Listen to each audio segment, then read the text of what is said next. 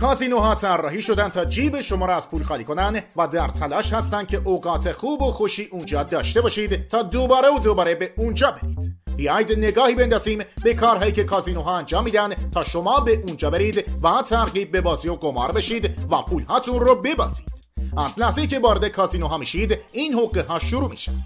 کازینوها بار حسی زیادی دارن. رنگ‌های روشن، چراغ‌های چشمک زن دستگاه‌های بازی و موسیقی، همه اینها حسای شما رو برانگیخته میکنه و شما رو به هیجان میاره.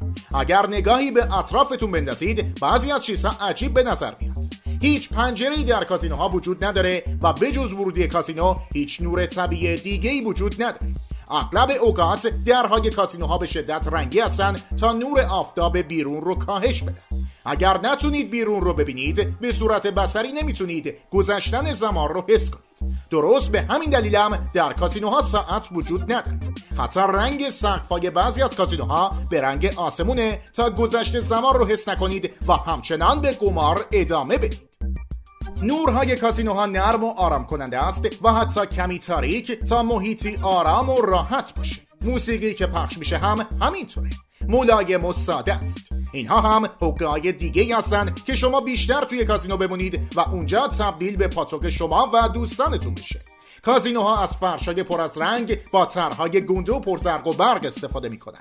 این فرشا طوری طراحی شدن که از نظر بصری آرامش دهنده باشن و همینم باعث میشه که شما ترجیح بدید به جای رفتن به خونتون توی کازینو بمونید. در ضمن این طرح‌های درشت لکه‌ها و کثیفی‌ها رو هم پنهان میکنه.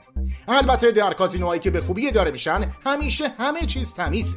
اگر نوشیدنی زمین بریزه یا هر گونه به هم ریختگی به وجود بیاد، کارکنان بلافاصله همه چیز رو تمیز و مرتب میکنن. یه چیز دیگه که به هوشیاری و تربیت شما در کازینوها کمک میکنه اکسیژنی است که در فضای کازینو پمپاژ میشه.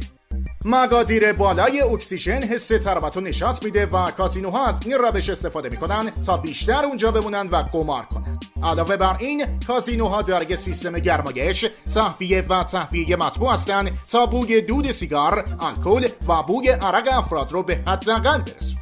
بعضی از کازینوها دارای لوله‌های بخارسازی هستن که روغن‌های معطر رو در فضا پخش میکنه.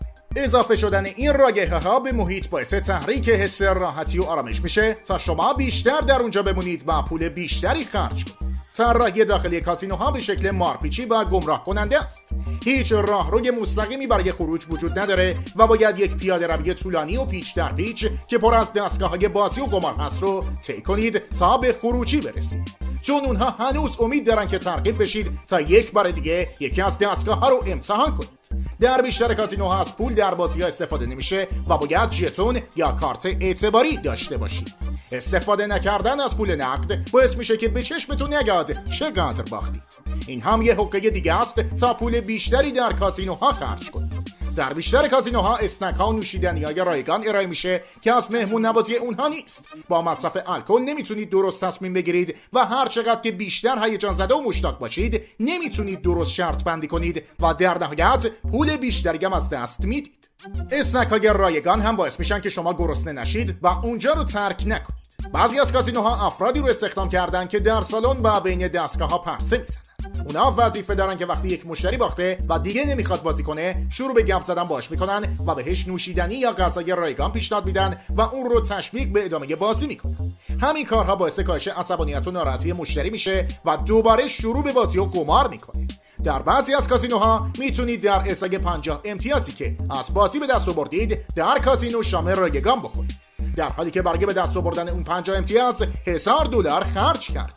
دستگاه‌های بازی خطرناکترین قسمت قمار در کازینوها هستند. چراغ‌های چشمک زن، صدای زنگ و موسیقی همگی شما رو تحریک میکنه که بازی کنید. این دستگاه‌ها توسط یک کامپیوتر با هوش مصنوعی پرقدرت و یک الگوریتم پیچیده کنترل میشن. در واقع درصد برنده شدن شما بسیار کمه و هر بار که در شرف برنده شدن هستید میبازید و هر بار تحریک میشید که یک بار دیگه امتحان کنید. با این ماشین ها میتونید جایزه های کوچکی برنده بشید تا همچنان مشتاق ادامه بازی باشید. اگر از ویدیوهای ما خوشتون اومده لایک و سابسکرایب یادتون نره.